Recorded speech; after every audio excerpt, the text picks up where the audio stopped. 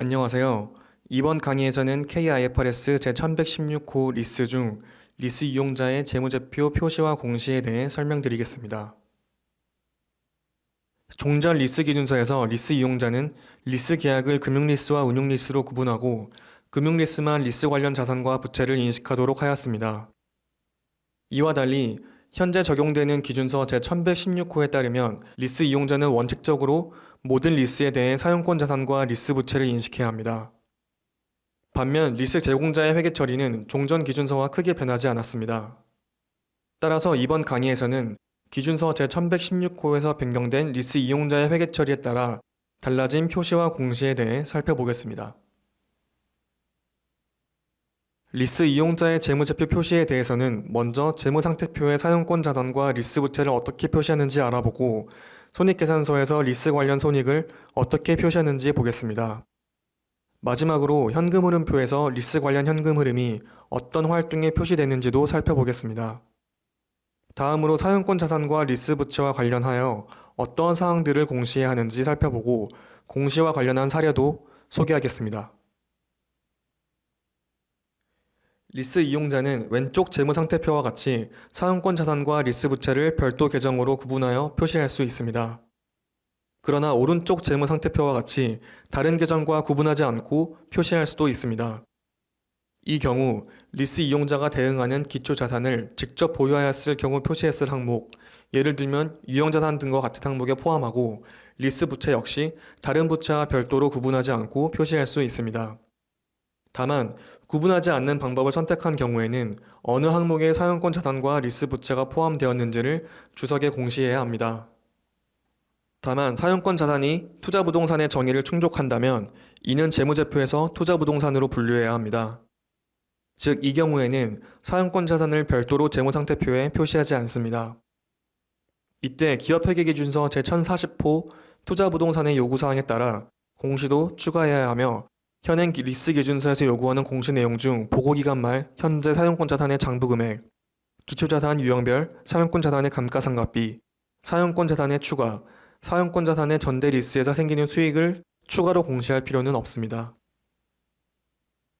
리스 이용자의 포괄손익계산서에는 보고기간에 발생한 사용권 자산에 대한 감가상각비가 인식되는데 일반적으로 영업과 관련하여 리스 계약을 할 것이기 때문에 매출 원가나 그 밖의 영업비용에 포함될 것입니다. 리스 이용자가 지급하는 리스료는 리스 부채의 원금을 상환하는 부분과 이자 비용으로 구성됩니다.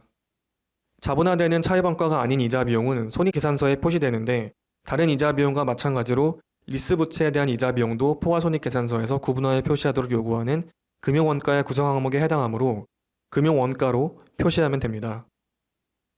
추가로 사용권 자산이 손상되었는지 판단하고 식별되는 손상 차손을 회계 처리하기 위해서는 기업회계기준서 제1036호 자산 손상을 적용하는데 손상 차손이 생기면 관련 기초자산의 손상 차손 분류와 일관되게 분류합니다.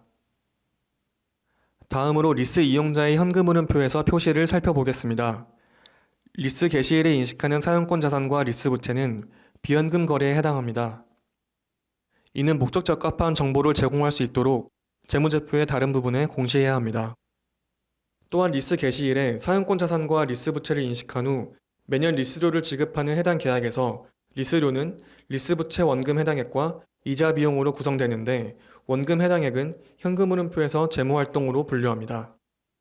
이자 지급액 부분은 회사가 이자 지급 활동 분류를 회계 정책으로 재무활동 또는 영업활동 중 선택할 수 있으므로 이 선택한 분류 방법을 리스 이자 지급액에도 일관되게 적용해야 합니다. 다만 리스 부채 측정치에 포함되지 않은 단기 리스료, 소액자산 리스료, 변동 리스료는 현금흐름표에서 영업활동으로 분류합니다. 지금부터 리스 이용자가 리스와 관련된 정보를 어떻게 주석에 공시하는지 알아보겠습니다. 리스에 대한 정보를 공시하는 목적은 재무제표 이용자가 리스 이용자의 재무제표, 즉 재무상태, 재무성과 현금흐름에 리스가 미치는 영향을 평가할 때 필요한 정보를 제공하기 위함입니다. 이러한 정보는 사용권 자산에 관한 정보, 리스 부채에 관한 정보, 그 밖의 리스에 관련된 정보를 포함합니다. 리스 이용자는 리스에 대한 정보를 재무제표에서 하나의 주석처럼 별도로 구분하여 공시합니다. 다음 슬라이드에서는 공시로 제공될 수 있는 정보의 사례를 알아보겠습니다.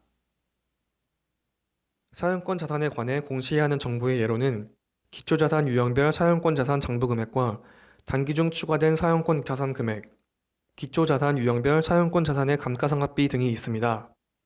이는 매 보고기간 사용권 자산의 증감에 대한 정보를 제공합니다. 또 리스 이용자가 사용권 자산을 전대 리스한 경우라면 전대 리스에 따른 수익이 얼마인지에 대한 정보도 제공해야 합니다. 다음 슬라이드에서 사용권 자산과 관련한 공시 사례를 살펴보겠습니다. 다른 형식이 더 적절하지 않다면 일반적으로 표 형식으로 각 자산별 사용권 자산 금액이나 자산별 사용권 자산의 감가상각비 금액 등을 공시하는데, 공시하는 금액에는 보고기간 중 다른 원가에 포함한 금액도 포함합니다. 상황에 따라서 예시처럼 하나의 표로 보여줄 수도 있고 항목별로 구분해서 보여줄 수도 있습니다. 두 번째 사례와 같이 중단 영업이 존재한다면 단기 중 추가된 사용권 자산을 주석에 보여줄 때 계속 영업과 중단 영업을 구분해서 보여줍니다. 리스 부채에 관해 주석에 공시해야 하는 정보의 예로는 리스 부채의 만기 분석, 리스의 총 현금 유출, 리스 부채에 대한 이자 비용 등이 있습니다. 리스 부채도 금융부채이기 때문에 일반적인 금융부채의 공시 규정을 따라야 하며, 특히 제1007호의 요구사항인 만기 분석의 경우는 다른 금융부채와는 별도로 공시해야 합니다. 또 리스 계약과 관련하여 보고기간에 발생한 총 현금 유출에 대한 정보를 제공해야 하며, 매 보고기간 리스 부채와 관련하여 인식한 이자 비용에 대한 정보도 제공해야 합니다. 이때 제1023호에 따라 차입원가 자본화한 부분이 있다면 이 부분도 함께 공시해 줍니다. 먼저 첫 번째 사례에서는 다른 금융부채와는 별도로 리스 부채의 만기 분석 내용을 공시한 것으로, 이때 각 구간별 금액은 할인되지 않은 계약상 금액을 보여줍니다. 두 번째 사례는 리스와 관련하여 보고기간에 발생한 총 현금 유출을 별도로 공시하는 경우입니다.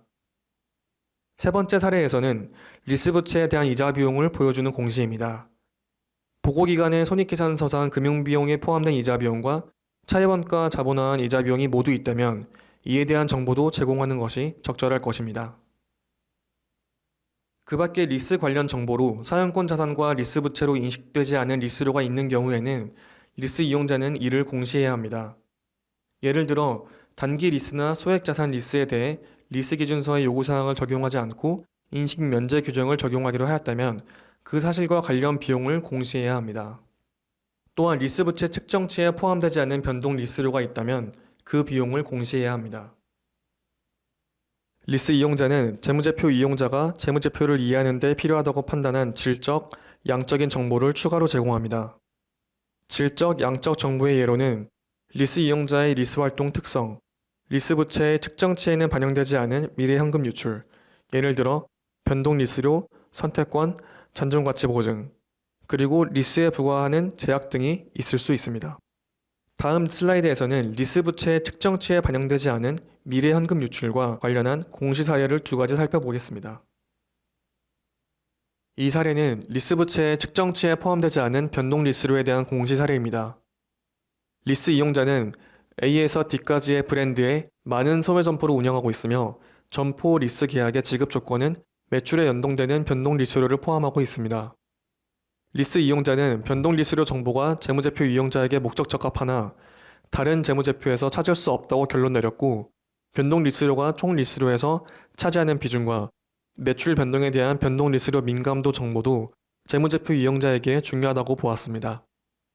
이 경우 표와 같이 브랜드별 변동 리스료에 대한 정보, 총 리스료 금액, 매출에 따른 변동 리스료 민감도 등을 추가로 공시하는 것이 적절합니다. 다음은 리스 부채 측정에 포함되지 않은 연장 선택권에 대한 사례입니다. 리스 이용자는 브랜드 A부터 D별로 유사한 장비를 리스하였고, 리스 이용자가 해당 리스에 연장 선택권을 가지고 있습니다. 다만 연장 선택권이 행사될지 상당히 확실하지는 않아서 리스 기간에 포함되지 않았고 리스 부채 측정에 반영되지 않았습니다. 연장 선택권에 대한 정보가 재무제표 이용자에게 목적 적합하나 재무제표의 다른 부분에서 찾을 수 없고, 해당 기간의 리스료의 잠재적인 익스포저에 대한 정보와 과거 연장 선택권의 행사율에 대한 정보가 재무제표 이용자에게 중요하다고 결론 내렸습니다. 이 경우에는 표와 같이 각 사업 부문별 리스 부채 측정치에 포함되지 않은 잠재적인 리스료와 각 부문별 연장 선택권의 역사적 행사율을 추가로 공시하는 것이 적절합니다. 이외에도 리스 계약과 관련하여 기준서에서 공시를 요구하는 사항이 있다면 리스 이용자는 이를 공시해야 합니다. 예를 들어 판매 후 리스가 존재하거나 리스의 코로나19에 따른 실무적 간편법을 적용했다면 관련하여 단기에 인식한 손익과 해당 계약과 거래에 대한 정보를 공시해야 합니다. 이상으로 KIFRS 제1116호의 리스 이용자의 재무제표 표시와 공시에 대한 강의를 마치겠습니다. 감사합니다.